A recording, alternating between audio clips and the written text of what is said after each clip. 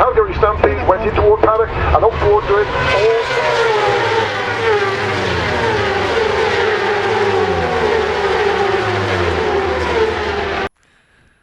Well, hello everybody, it's Suffolk Andy here. First vlog in just over 2 weeks. Been on holiday for a week, and the weather in this area has been so bad, and with commitments with me part-time work, been snowed under. This is the first time I've been out on a bike in just over 2 weeks, so I thought I'd start here. It's a lovely spot. I love this spot. All the trees now are turning. I've seen some of the vids from America with all the trees, and they're now going over here too. Some of them completely lost all the leaves. Oh look, we've got a church here as well. So just a lovely spot, you know. Right, I think I've got a subject today. It's one I bang on about quite a bit, but to actually see the story yourself, if you go on to Visor Down and look in the general news, you'll see this this story. So let's get the old bike started.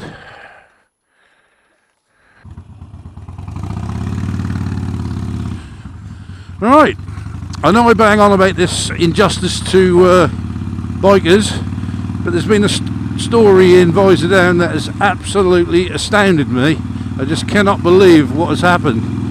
The gist of the story is that a lady who's a business lady who comes from America came over to Britain. Now, she was driving and she actually killed a 53-year-old motorbike rider. Now, they took her to court for killing on reckless driving, and she admitted that she'd driven England and Australia on numerous occasions, and she was quite au fait with it. She said it didn't give her any trouble whatsoever. She was confident, and she said that on the day of the accident she came up to a junction, and she was aware that she had to look for everything, and she looked for pedestrians and whatever, and she pulled out, and the next thing she knew there was a big bang, and she didn't know what it was. She said she just thought something had fell out of the sky, but it was a biker, and that was the first she knew. So anyway, they took her to court, and she pleaded not guilty. Now, the police estimated that the speed of the bike when the accident happened was about 35 mile an hour to 40 in a 30 mile an hour limit. That's what they estimate when he slammed the brakes on the old boat coming up the river. So there was a witness who said that he never seen the accident, but he heard the bike a bit earlier overtaking a car, and he must have been speeding because his bike was very loud. So if you've got a loud bike, remember you could be speeding. What a fucking joke. Anyway, so he could be speeding because his exhaust was rather loud, even though the police estimated the accident speed.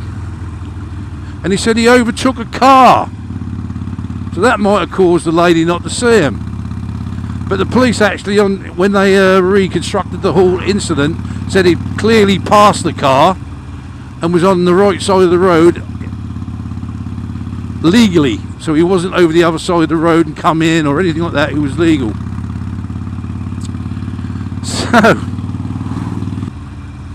the police done a reconstruction of the whole of the accident using a police biker and presented it all to court. So it was clearly not his fault.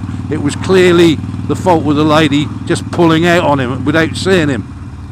Well, she brought another independent accident witness. God, she must have had some bloody money.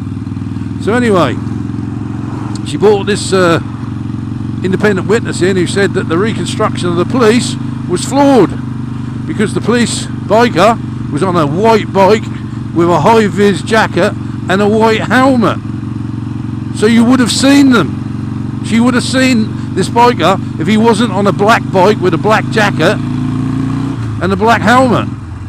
And the judge agreed. The judge agreed. And he let her off scot friggin' free. I can't believe it. But that's what's happened. And if you go on Visor Day and you read it yourself, and it's exactly what I've told you. Well, she did say that she was a Christian, a devoted Christian. And it had cost her a lot of money to come back to Britain to face these charges. And she'd done it on her own free will. And she praised the Lord because he see that she wasn't guilty. But she did feel sorry for the family of the biker, for their loss. Lovely. Absolutely fantastic. So, that's the story. Now, I just want to go on about something else related to this. This is now happening all over the country weekly, where car drivers or cages, whatever you want to call them, are just walking away with a slap wrist or even scot-free. And nobody seems to be doing anything about it. We've got motorbike organisations in this country that was supposed to be fighting our corner. What the fuck you doing, I don't know, because nothing's happening year after year, and this slaughter goes on and on and on. And the guilty walk away with a slap wrist. So get your bloody fingers out. If you represent us, bloody get on with it. We need some protection and some change for bikers. And for everybody, you know, who's on a bike. It doesn't matter if they're on a scooter, moped. Let's have a bit more protection. Let's know that if somebody does pull out and cause you serious injury or kill you, justice will, prevail. But we know it's a lottery and a joke. Just crazy. No, just absolutely crazy. And I know the trouble is as well, and it's a thing to do with the British psyche. We don't put ourselves forward enough. We don't campaign enough. Yeah, we might have the odd protest run on this or on that, but it's about time that we started really making these people feel how we feel, the injustice of it all, and make them feel, and get this bloody ridiculous law system. Because I tell you what, if you went out there and you killed somebody on the path or in a car, you're going to jail. You ain't coming out. There was a case in Italy several years back where a biker killed somebody and he went to prison for 8 years. But hey, if you've got plenty of money, you can get the experts in, and you've got an inept judge sitting in front of you. Hey, just walk fucking free. That's called justice in this country. Well, you can stick it right up your fucking arse. Because I tell you what, I've had enough of this. When I see my boy, and the arsehole who has, disfigured him for life after the getting away with such a light sentence, if they call it a sentence, it was more of a joke, walked past my son and never said sorry. And I know it happens all over the world. I've heard horror stories from Australia, America, New Zealand, all over the place. And this misjustice has got to stop. How we do it, boys and girls, I have no idea. I'm not intelligent enough for that. But something's got to be done. Anyway, enough of my ranting and going on.